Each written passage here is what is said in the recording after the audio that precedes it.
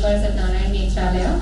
And the USP of our team was basically having like-minded individuals who have a high index of suspicion of picking up or looking at subtle changes and trying and picking up diseases that are not very obvious to the naked eye.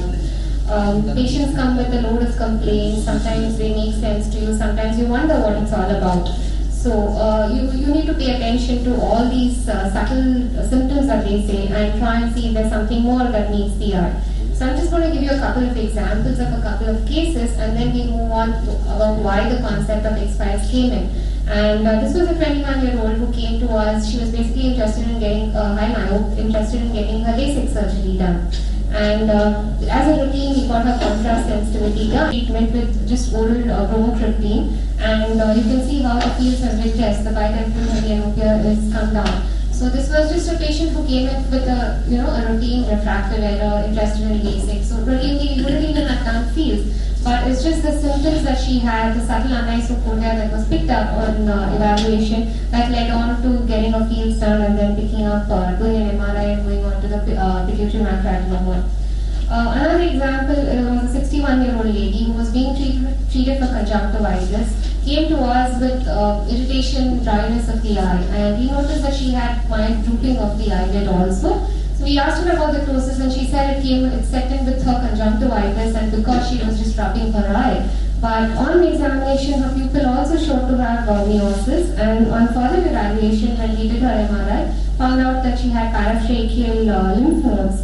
And further investigation of the lymph nodes proved to be metastatic CA breast that she had. So the patient could actually come to you with some symptom, and then the disease could be something more. So it's always good to have a broad mind. It may not be a single disease looking at speaking out to you. It could be a whole spectrum of diseases too that would be speaking to you. So thinking out of the box is what our X-Files is all about.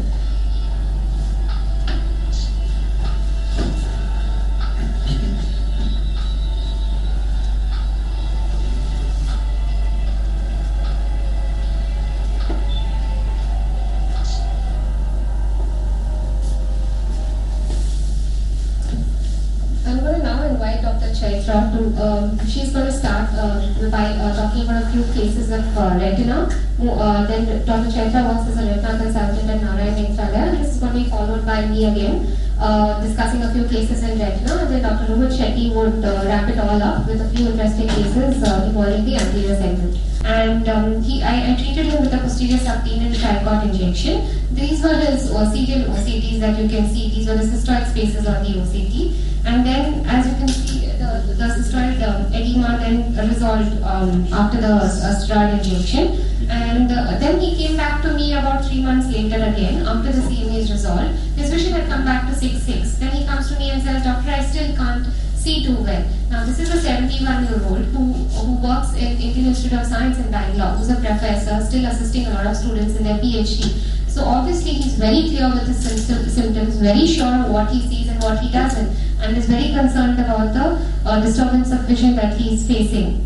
So we went on to do this investigative test that we call Maya. And what does this Maya really tell us? So what you can see out here is you can see that his macular index out here, his integrity is still normal. And in the other eye, which is the normal eye that he had, you can see that the integrity is normal. So though anatomically on the OCT the cystoid spaces had resolved, but on a sensitivity test that's almost similar to a field of vision, the 10-2, but it gives you the add-on of all these other parameters. You can see that his integrity is still not come back to normal. So this patient I had to continue for a little longer time with topical NSAIDs, and the patient went on to do much better. So what does this Maya really tell you? This is the instrument that Maya is basically the macular integrity assessment instrument, and it gives you a sensitivity plot which gives you the various thresholds here. And when the threshold is divided by the machine using the normal database that it has as normal, suspect and abnormal. What it also shows us is the fixation plot, how the patient's fixation is. And this fixation plot also gives us something called the PRL, which is the preferential retinal locus. and gives you the bivariate contour elliptical area. That is the area in which the patient's preferential retinal locus, the point at which the patient prefers to focus. In normal individuals without any retinal problem, it's usually at the fovea, and it's only in disease that it tends to get eccentric. And the integrity is another tool which is devised by the machine itself. It's a ratio, and that's what we found abnormal in this patient that I spoke to you about. Moving on to the next case, we had, so basically this is just to demonstrate that though anatomically it's resolved, physiologically it may take a little longer, so you just need to continue treating your patient for some more time. This is another 41-year-old individual who I had who complained with decreased vision in his left eye more than the right, and he said he has some form of positive scotoma. It's blurry vision. Vision was 6/6, N6, anterior segment, posterior segment, everything was normal. Pupils were briskly reacting, no RAPD, and this was his fundus examination. Everything, some amount of RP, mottling with the fovea, but otherwise normal fundus photographs and normal autofluorescence. And this was his ST-OCT.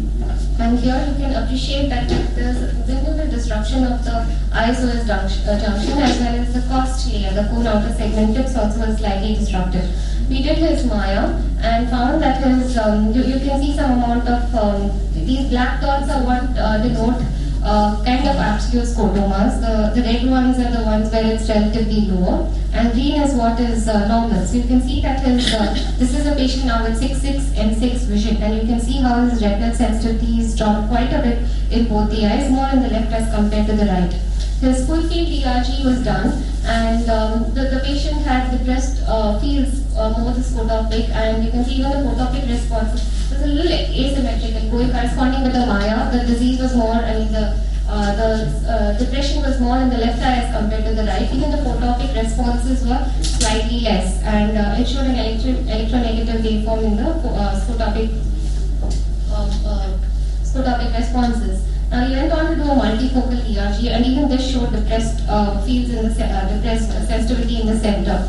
And then he went on to do something called the adaptive optics. Now what the adaptive optics gives us is just like how you have the specular endoscope for the corneal endothelial count. Adaptive optics is a similar machine that helps you assess the cone photoreceptor mosaic. And this is this receptor mosaic in the right eye, and this is in the left eye. And when you compare it to normal, this is about 17,000, and in the left eye the density was about 12,000. And when you compare it to normal, a normal is almost the spacing as the cells, the cones was depressed, or the spacing between the cones also subsequently increased. And then he had a small bandage on his foot, and then I asked him what it was for, and he was not even a diabetic, but you're just used to asking all your diabetic patients. So then I just happened to look at his foot and I asked him what was that all about. And then he pulled out his file, which shows that he had undergone an excision biopsy for a malignant melanoma of his lip melanoma. Now this is a patient who's already undergone chemotherapy excision biopsy for his malignant melanoma 6 months ago, almost 6 months ago. So this was just this. So our diagnosis was basically based on the ERG. The adaptive optics was not diagnostic. It just added to our knowledge of it. So now when I sent back the patient to his oncologist and said, okay, now he's moved on to MARC. That means the disease is still probably active somewhere else. So he probably needs to review the patient. And though the oncologist was of view that, okay, 6 months, nothing has come back, so he probably doesn't, he did a CT, found everything, said, okay, the patient is fine. So we don't need to treat the patient more. But it's a good tool to follow up your patient and actually see if the disease is progressing. And then you send him back to his immunologist for medications. So that's what we use this adaptive optics. A little on what this adaptive optics is. Basically what it does is the retinal imaging is always hampered by the aberrations that you have in the anterior segment, whether it's the tear film, the cornea, your lens, anything in the anterior segment always hampers viewing of the retina. So what adaptive optics is it removes all these higher order aberrations and then gives you a clear picture of. So this is actually been used by the astrophysicists. This is actually used by the astrophysicists, and you can see how without the adaptive optics, how the images and with the telescopic adaptive optics inbuilt, you can see a much clearer picture. So basically, it gives you an aberration-free, clearer picture. You can use it for the cone photoreceptors. You can use it to study the lamina propulsa. You can use it to study the vascular caliber width, the vessel wall. So a lot of areas where it will prove to be very fruitful in the future. Going on to another couple of cases where this is a patient whose fundus was just showed a healed serpiginous choroiditis, and this is a lot of fluorescence showing at the fovea just shows old disease, no further activity in this patient. And as you can see, his SD-OCT, the center looks fine, subfoveally looks fine, but a little juxtafoveally you can see there's a lot of disruption of the RP layer, his outer this photoreceptor layer, all these seem disrupted. And when we went on to do an adaptive optics, we found out that though the subfoveal area in the OCT looked normal, when we go on to do an adaptive optics of the area of the fovea and the nasal, actually there was a depression in the count. So this is showing about 15,000 mean, and normally it should be around 35,000. So even the normal looking retina, which the autofluorescence didn't really pick up, you can see subtle changes seen on the adaptive optics. So it may be a good tool to follow up your patients despite regression of the active disease itself. It may be an early onset. Of course, we need to do a lot of work on it to actually say things like that. But this case does kind of prove to be fruitful in following up these patients. Another couple of cases that I'm going to discuss are where we've used the Maya. Now, this is a brother-sister duo that I'm going to talk about. Both of them have been diagnosed with Stargardt's macular dystrophy, and the brother had excellent vision 6, and 6. Now, he's a businessman in Bangalore who loves race sports cars and has one of the exotic cars in Bangalore, races around. So he's always had good vision 6, and 6. Recently, he's taken up the hobby of playing golf, and being an amateur golfer, he says that he sees the ball sometimes, then suddenly it disappears, and then he sees it again. So now when we evaluated his fundus, this was his OCT showing disruption of his outer layers. His photoreceptor layers were totally disrupted, clumping of the RP layer also. So it is definitely Stargardt's, but his vision is 6, and 6. So then we went on to do a Maya and a multifocal ERG, and you can see how depressed his fields are here. You can see the black spots here, but in the center he has about 3 to 4 spots which are still very good, which have good sensitivity. So this is the area that he was actually seeing from. It's like an island of vision in the whole sea of darkness that he has. So that's the reason his vision has been 6, and 6. But the depressed scotoma around it kind of can explain the changes that he's explaining. So maybe when the disease progresses and he loses these 4 spots in the center also, his vision may suddenly drop. This is a sister who also has Stargardt's, but her vision was 20/40 and 21/20 in the other eye. She says since the last 3-4 months her vision has slightly dropped. Now she was seen by another ophthalmologist in Bangalore and was told that it's just a progression of her Stargardt's disease and nothing much can be done about it. And when she came to us, we did her Maya, and we found that this is the scotomatous area that she has, and the RT area involved in Stargardt's that she has. And you can see her whole, her focus, her preferential retinal focus is moved superior to the area of the disease. So this kind of, so she has good vision, but in the center it's depressed. Then she had a cataract which had developed. This is the scan which shows the central cataract which had developed at the area of her preferential retinal locus. So her whole eccentric fixation that she had developed superior to the scotomatous area, and now she's developed a cataract in that area. So it was hampering her adaptive vision that she had developed. So then she went on to get a cataract surgery done, an early cataract surgery, which outside she was told that it's just a progression of her disease. But when we found that the cataract was involving her line of fixation and she underwent a cataract surgery, her vision improved to 6/12, so 20/40 both the eyes. So she did extremely well. She was very happy. So I'm going to end this with my season of the X-Files with what more can we do for some of our patients. This is a patient who nobody needs to be told. This is an inferior temporal ER view with cystoid macular edema. So what more can you do for this patient? So what we did was we did an oximetry on this patient. Now what is an oximetry? It's basically your Topcon fundus camera that you have. It has a couple of beam splitters and light filters attached onto it of 2 different wavelengths. It has 2 digital cameras and a control circuit. So what is the oxygen saturation basically? It's about the measurement of the oxygen that is there in the blood of these patients. And why does it help us? Is it basically tells us about the functioning of the patient. So what we do is this, there are two wavelengths here, 570 and 600. We all know that the reflection of the color of the blood depends on the amount of oxygen. We've all been taught the arteries are much redder, the veins are bluer. So we all know that the oxygen does add to the color filter. So there are basically two filters, one in which the oxygenation is not affected at 570 nanometers, and at 600 it does, the oxygen in the blood kind of affects the reflection of the light. So it basically cancels, there's a ratio which is called the optical density ratio that measures the oxygen saturation in blood by using these two different wavelengths. These are the images that you get, and there is a pseudo color scale which gives us. So the arteries are usually between 90 to 95% saturated, and the veins are between 50 to 60% saturated.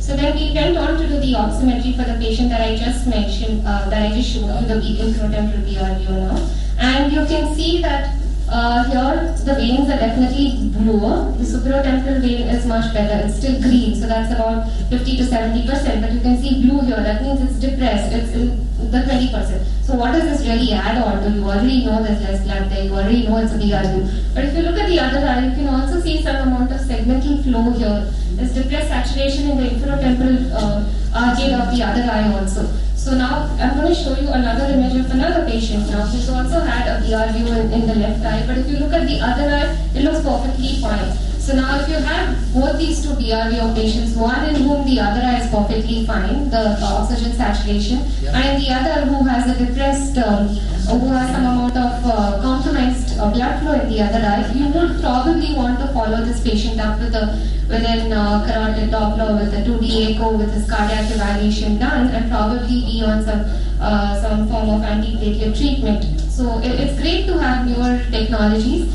Of course, when I said nil financial disclosures, that is a partial truth because my boss handles all the financial part of it, so it's easy for me to say nil financial disclosure.